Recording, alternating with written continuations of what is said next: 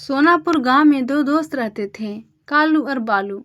लोग उन्हें नाम से कम और काम से ज्यादा जानते थे। उनकी पहचान उनकी चालाकी थी। दोनों गरीब घरों में पैदा हुए थे। बचपन से ही उन्होंने अभाव देखा था।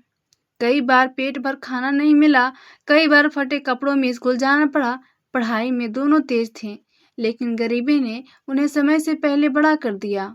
गांव में जो भी थोड़ा कमजोर या ज्यादा भरोसेमंद दिखाई देता, दोनों की नजर वही टिक जाती। कभी नकली बीज बेच देते, कभी ताबीज, कभी झूठे वादे कर देते। पैसे आ जाते थे, लेकिन मन को शांति नहीं मिलती थी। रात में हंसी मजाक होता, पर भीतर कहीं एक खालीपन बना रहता। दोनों की दोस्ती गहरी थी। अगर कालू आगे बढ़कर चला जाता तो बालू पीछे से हालात संभाल लेता।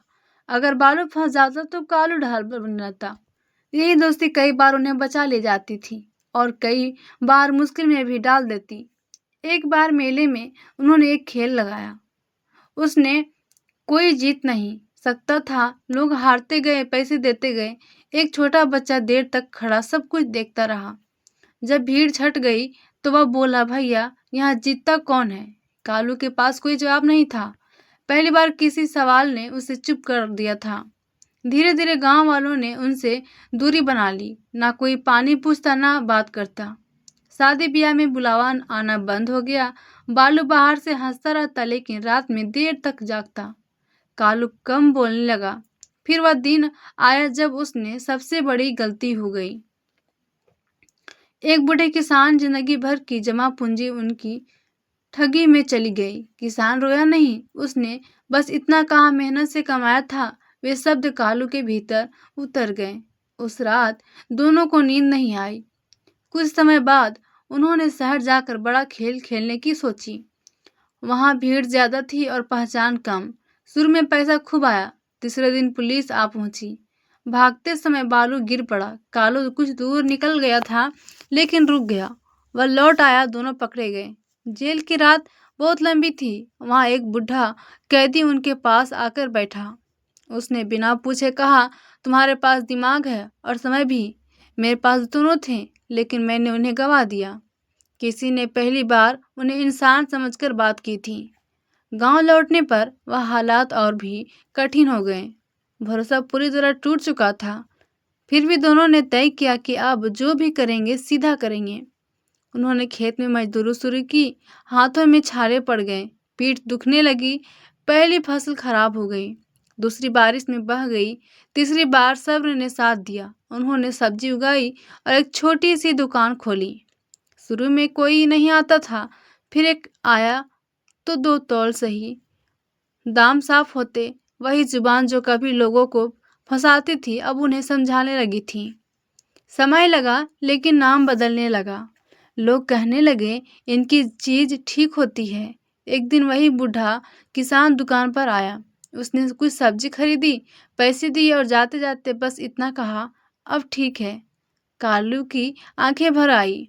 बालू ने चुपचाप से झुका लिया। जिंदगी ने उन्हें अमीर नहीं बनाया, लेकिन भीतर से हल्का जरूर कर दिया। वे आज भी साथ थे, आज भी हंसते थे, लेकिन अब वे आईने में खुद से नजर मिला सकते थे। दुकान चलने लगी, लेकिन रास्ता भी आसान नहीं था। कई लोग जानबूझकर उधार मांगते और पैसे लौटाने में टाल मोल करते। कुछ पुराने जानने वाले मजाक उड़ाते और कहते कि ठग की आदत कभी नहीं जाती। ऐसी बातें सुनकर बालू का खून खौल जाता, लेकिन कालू उसे रोक लेता। वह कहता कि अब जवाब काम से देना है, जुबान से नहीं। एक बार गांव के बाहर एक व्यापारी आया। उसने बड़ी मात्रा में सब्जी सस्ते दाम पर खरीदने की बात की। बालू को शक हुआ, लेकिन लालच भी था। कालू ने पूरा हिसाब लगाया, तौल कर दिखाई और साफ शब्दों में शर्त रखी कि भुगतान पहले होगा। व्यापारी नाराज होकर चला गया। उसी शाम पता चला कि वह कई किसानों को ठग चुका था। पहली बार दोनों को लगा कि उन्होंने नुकसान नहीं, खुद को बचा लिया है। मौसम बदला, काम बढ़ा। सुबह अंधेरे खेत में निकला, दोपहर को दुकान, शाम को हिसाब। यही दिनचर्या बन गई। थकान बहुत होती, लेकिन रात की नींद गहरी होने लगी थी। बालू अक्सर कहता कि अब शरीर थकता है, मन नहीं। एक दिन गांव की स्कूल में बच्चों के लिए पौधे लगाने का कार्यक्रम हुआ। मास्टर जी ने कालू और बोलू को बुलाया। लोग हैरान थे, दोनों ने बिना कुछ कहे काम किया। बच्चों को पौधे थमाए, गड्ढे खुद खोदे। जाते समय मास्टर जी ने बस इतना कहा कि देर से ही सही लेकिन सही दिशा मिल गई। समय के साथ दुकान छोटी पड़ने लगी। दोनों ने मिलकर पास की खाली जमीन किराए पर ली। अब वे खुद सब्जी उगाते, खुद ही बेचते। मुनाफा थोड़ा बढ़ा, लेकिन उससे ज्यादा बढ़ा भरोसा। बाहर के गांव से भी लोग आने लगे। एक शाम बालू ने पूछा कि अगर वे पहले ही ऐसे होते तो जिंदगी कैसी होती। तो कालू ने कहा कि शायद तब यह समझ नहीं आती। दोनों देर तक चुप बैठ रहे। आसमान में तारे थे और हवा में मिट्टी की खुशबू। अब गांव में कोई उन्हें ठग नहीं कहता था। बच्चे नाम लेकर बुलाते थे। रास्ते में लोग रुककर हालचाल पूछ लेते थे। यह सब धीरे धीरे हुआ, लेकिन अस्थायी था। जिंदगी ने उन्हें बहुत कुछ नहीं दिया, पर जो दिया वह छीनने वाला नहीं था। वे जानते थे कि बीता हुआ समय लौटकर नहीं आएगा, पर आने वाला समय उनके हाथ में है। दोनों सुबह फिर खेत की ओर निकले, जैसे हर दिन निकलते थे, बिना किसी शोर के, बिना किसी डर के। तो दोस्तों, इस कहानी से हमें यह सीख मिलती है कि अगर तुम गलत रास्ते पे चल चुके हो तो ये मत समझो कि हम तो गलत आ चुके हैं, हमको सब गलत जानता है, अब हम अच्छे नहीं बन सकते। नहीं, ये गलत है। अगर तुम चाहो तुम बुरे से अच्छे बन सकते हो। अगर तुम चाहो तो जुबान से ज़्यादा मेहनत से जवाब दो, तुम अच्छे बन सकते हो। जिस तरह बालू और गोलू ने बुरे से अच्छे बने।